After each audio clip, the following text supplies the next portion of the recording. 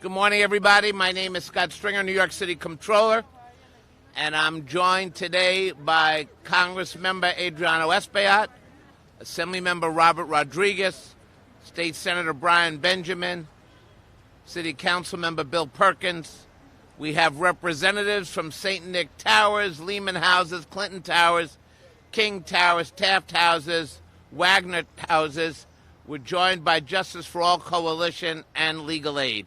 I want to thank everyone for being here today, and I want to especially thank the Resident Association leaders and organizers here for being staunch voices and advocates for this community. We're here in East Harlem, a neighborhood that has one of the highest concentrations of public housing citywide and nationally. We're here today because we are on the brink of an emergency. Winter is coming, folks. But we have no plan, no information, no accountability from NYCHA on how they intend to protect tenants from a second wave of COVID-19 during the colder months.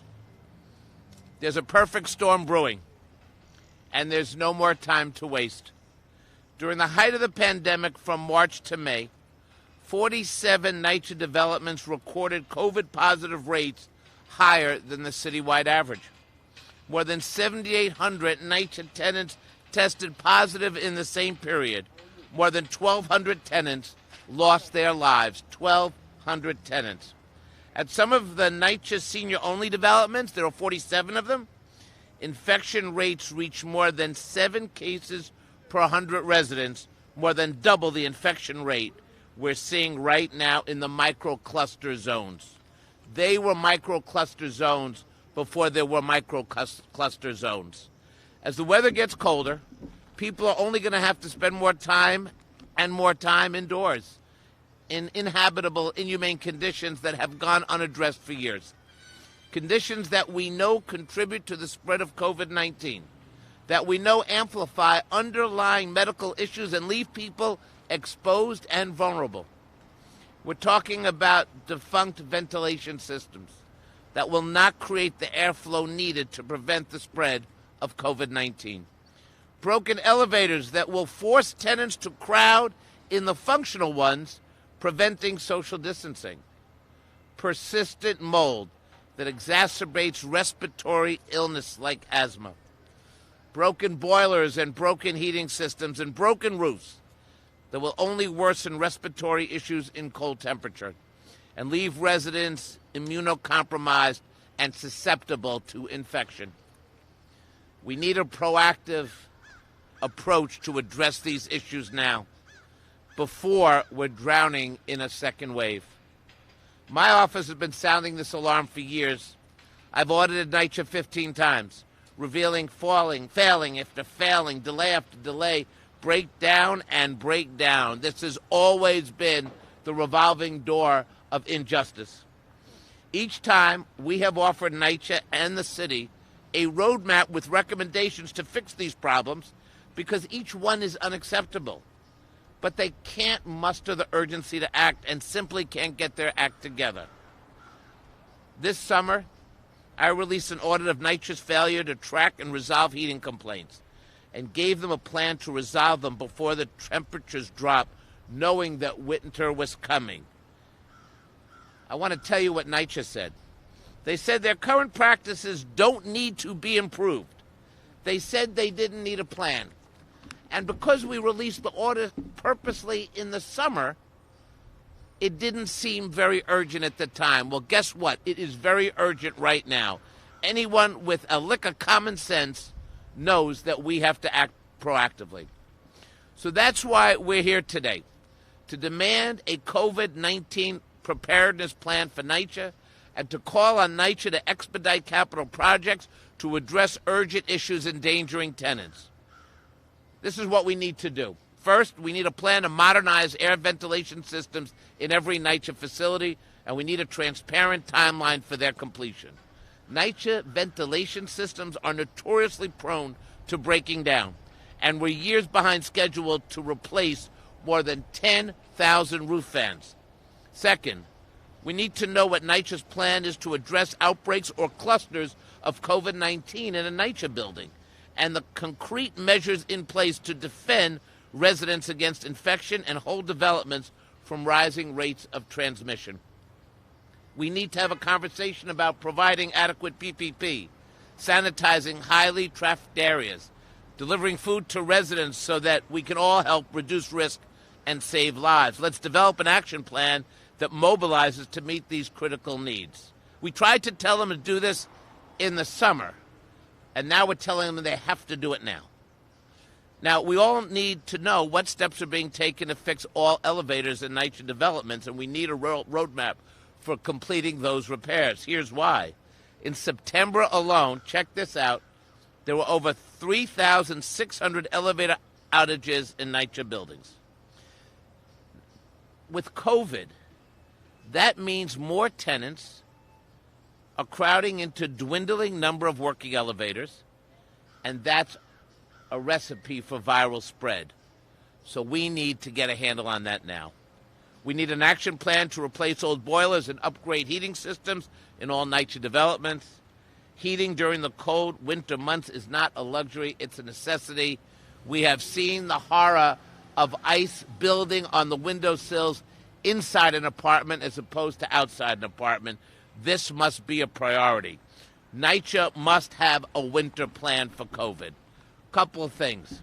Last year, just between October and December, more than 134,000 NYCHA residents lost heat as a result of 322 separate outages. How is NYCHA preparing to prevent a similar barrage of breakdowns this winter? We cannot leave our residents in the cold inside their apartments. And lastly, NYCHA needs to eradicate the persistent mold problem throughout the developments, period, full stop. This is a COVID disaster waiting to happen. Now, I know what you're all thinking. You're saying, look, there's no money, and we're in the middle of a crisis, that we just can't get this done. Well, what I want to tell you today is actually NYCHA does have the money, and it can be done. My office found that as of June, NYCHA has been awarded $3.1 billion in FEMA grants, yet has only spent 59% of the money. $3 billion coming in, they've only spent 59%. The federal government also granted NYCHA over $300 million in community development block grant funding. And as of the second quarter of this year, the agency has only spent 78% of it.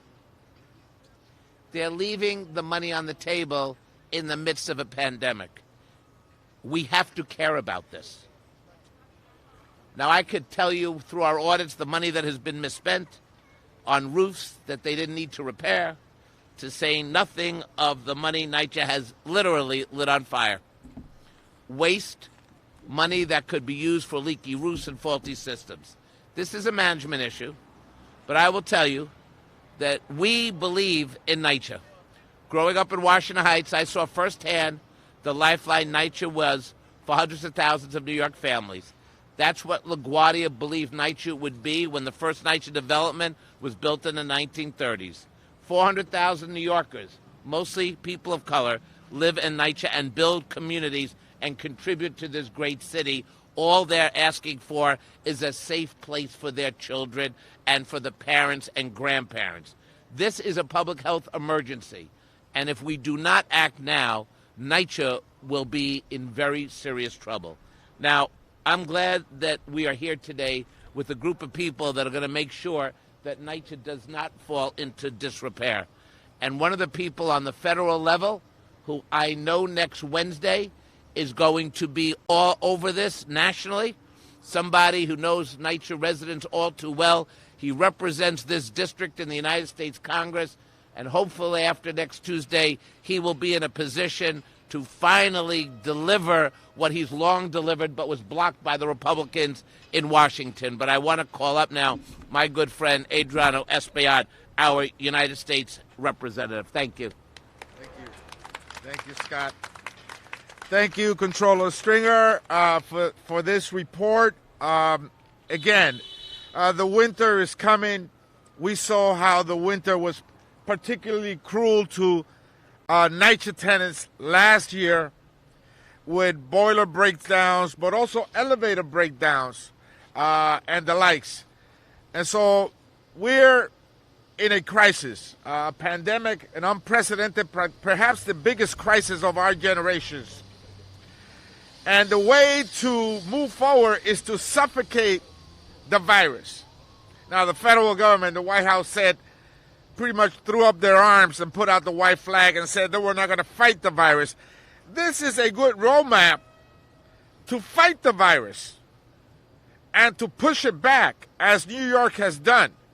But we're facing potentially a second outbreak and surge, and these houses are vulnerable because structurally, right, in terms of capital projects, they're falling way behind. So the funding must be there to do deep cleaning of the common areas, right?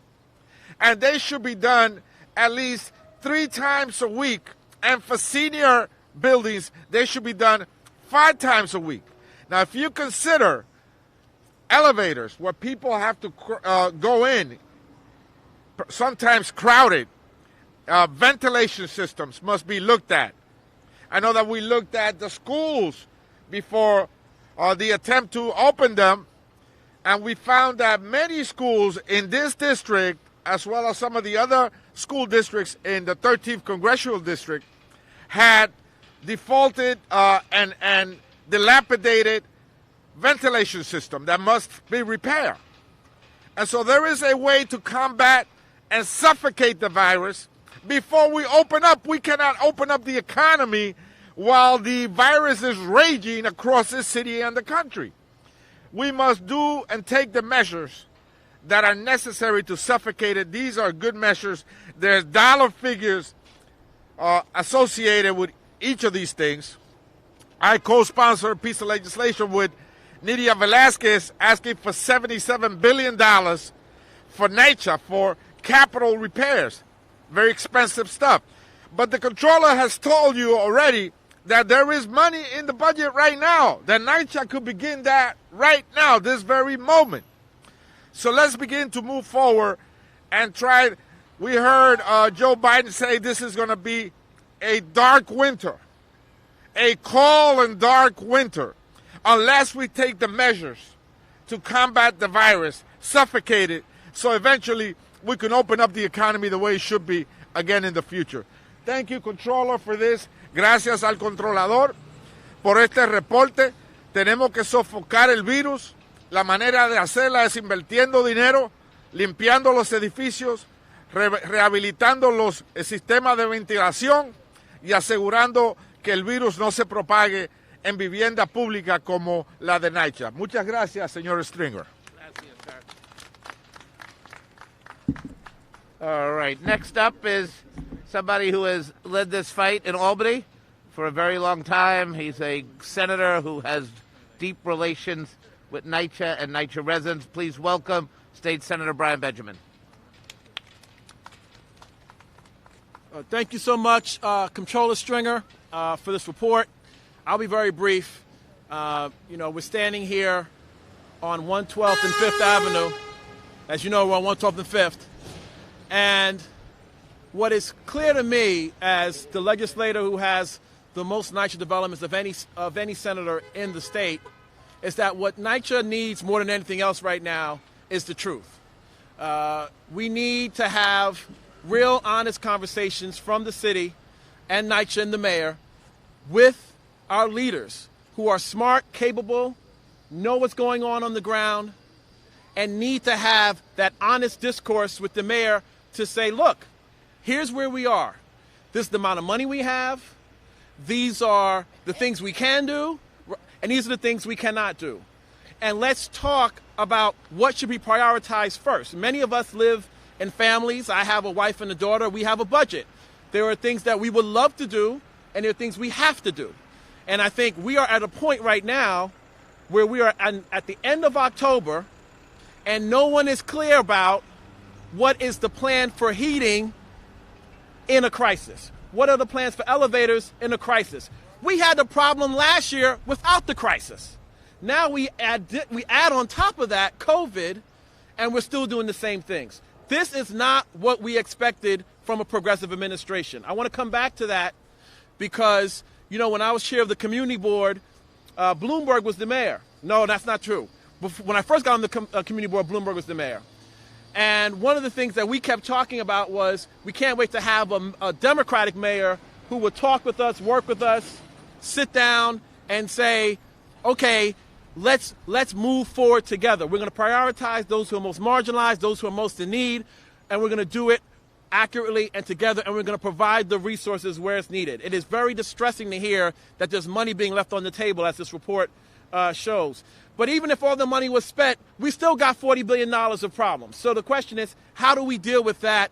And I would just appreciate if the mayor and the head of NYCHA and the whole team would come and have honest discussions with all of our leaders here who are worried, who are concerned about how they're going to stay warm with a COVID crisis raging outside as this winter approaches.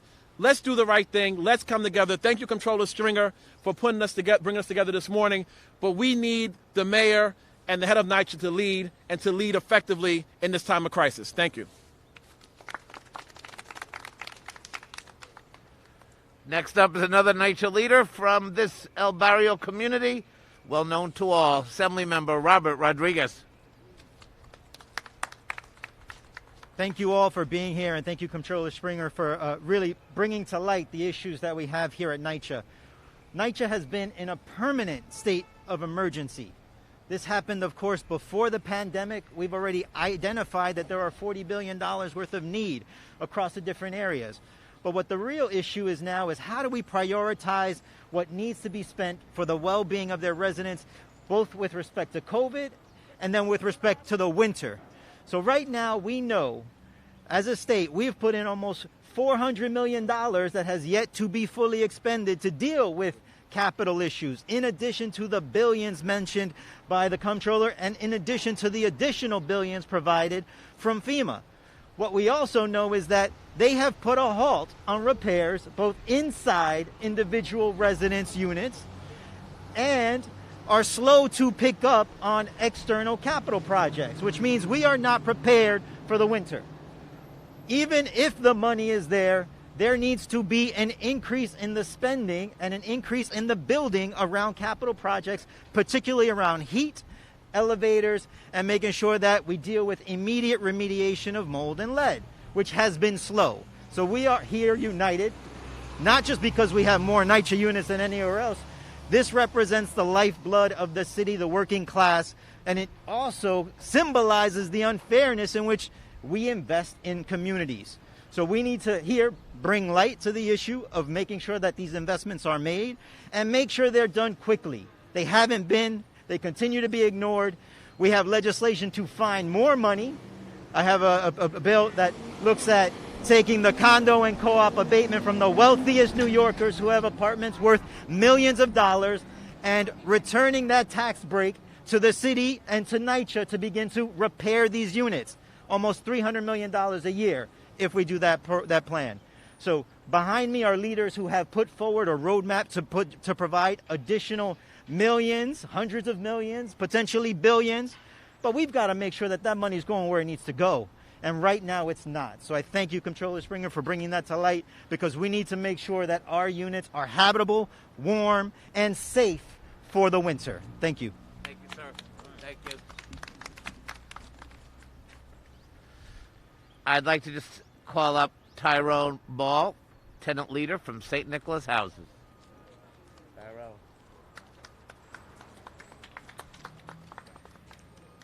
Good morning. You know, a lot of times people hear numbers or they see statistics and they think that's what it is. But it's real people. It's real people and real lives that are being affected. There are over 400,000 residents who live in NYCHA, and that's 1 in every 15 New Yorkers. If you want to see a super spreader event, keep on not being able to take care of what the basic needs are, and now the needs are exacerbated by COVID.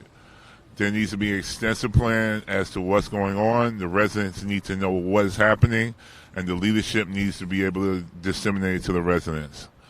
So I am a very brief speaker. I am not polished like the rest of these nice folks. So thank you and have a good morning.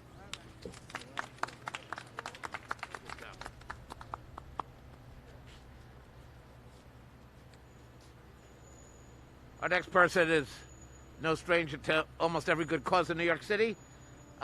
She is the attorney in charge of the civil practice at the Legal Aid Society, Adrian Holder. Good morning. So good to see everyone out here today, to see our neighbors together on this issue, as well as our leaders and elected officials. This is an issue about priorities. We have seen during this pandemic in this city, in this state, in this nation, that when there's a will to take care of one another, we can get it done. We know what the needs are and what they continue to be. There has been a roadmap that has been established on how to take care of our neighbors, NYCHA residents, predominantly black and brown people who have been disproportionately impacted by this pandemic, who today need to be the priority of the funding that has come in to address the issues that they have. We know that adequate and safe housing is good health care, especially during a pandemic, is good education policy, is good employment policy. We are talking about the residents of NYCHA who disproportionately make up the number of people who helped all of us during this pause, this shutdown. They are low-income and working-class folks who delivered our food, who watched over our kids, who drove buses to help us get around this city. And we need to make it a priority that we are going to keep them safe and keep all of New York City safe. Over 400,000 of our neighbors, our brothers and sisters. So I'm so proud to stand with so many, some that I've met new today, like activist Jessica Reed, and other elected officials and leaders that I have known for decades. I am so proud to stand with them as the Legal Aid Society, not only as your sister and your neighbor here in Harlem, but in the city as the law firm for low-income people and the major law firm for NYCHA residents, and we will make sure it gets done.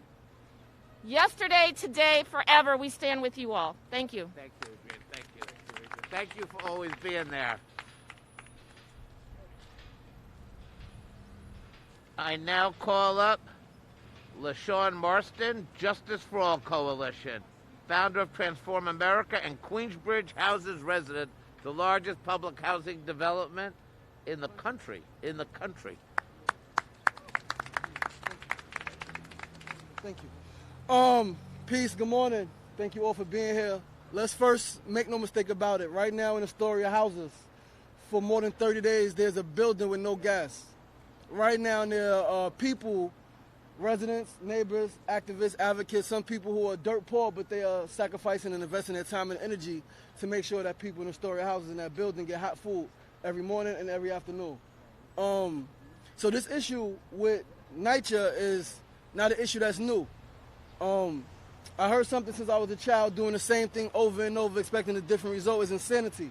We've been having press conferences. We've been sending letters. We've been bothering de Blasio. We've been bothering other mayors, and we've been holding all of these convenings, and still nothing is happening.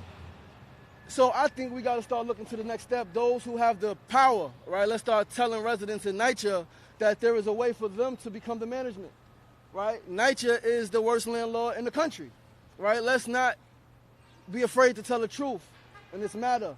Let's give the power back to residents to own and become the management so that they can, when there's an issue, because there's people in NYCHA who are engineers, who are plumbers, who are electricians, who have the skills and the tools necessary to fix the issue. They don't have the resources because of all the other bureaucracy that's going on. So I'm asking the media, I'm asking elected officials, Comptroller Stringer, how much do we really care? How much do we really care, and what are we really willing to sacrifice, and how far are we willing to push those who we say are above us, those who are in these positions, to make a move now? Right? Right now, there are people whose health conditions are way worse because of COVID. So as everyone said, it's true, but it's not new. So let's figure out a different way, not just to hold the mayor accountable, but to truly restructure the way public housing in America, and particularly here in New York City, operates. We got to change the game if we want a different result. Because this shit, part of my language, ain't changed yet, and it ain't gonna change doing the same thing. So let's do something different, people. Let's do something different. Let's do something different. That's if we really care. If not, keep the same shit going. Peace. Talk to me.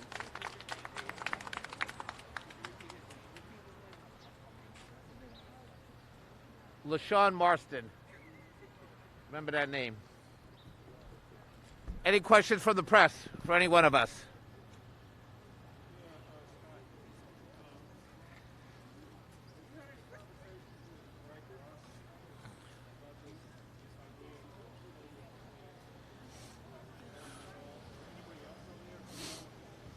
Look, we keep coming. I haven't talked to them recently, but we came to them over the summer about the boilers.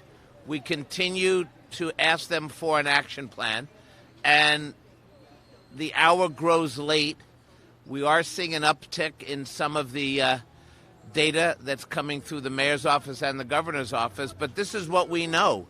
COVID does not hit communities equally. COVID is the great discriminator, and that is why we have an urgency of now to address these issues. They know what they have to do.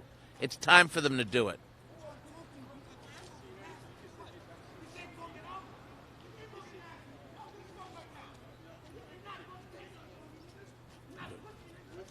Yeah, go ahead, I'm sorry.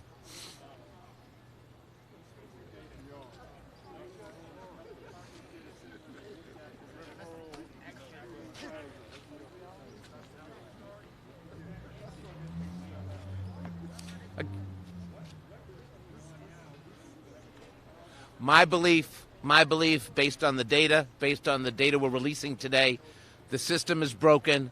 They don't have a plan. If they put their head in the sand and they don't hold anybody accountable, then it doesn't exist. And that's what we have to deal with.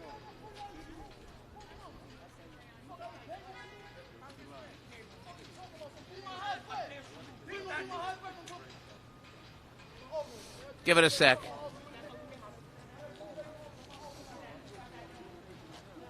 Okay, go ahead.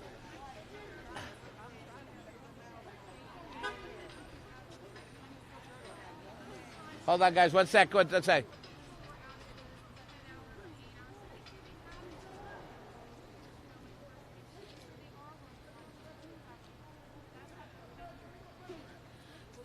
Well, this is what Trump does every day. This is fake news. They say they have a plan, but they don't have a plan. They say they're fixing things, and they're not fixing things. Just talk to NYCHA residents. They'll tell you about the broken elevators. They'll tell you about the lack of repairs. Why do we not have a COVID plan for NYCHA? Why do these tenants have to suffer more than anybody else? And that's why we're here today.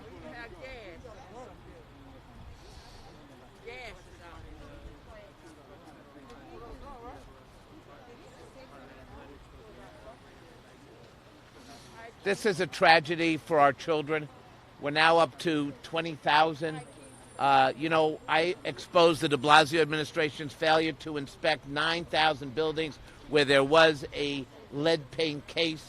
And once again, they did not act proactively. This is a result of not acting proactively.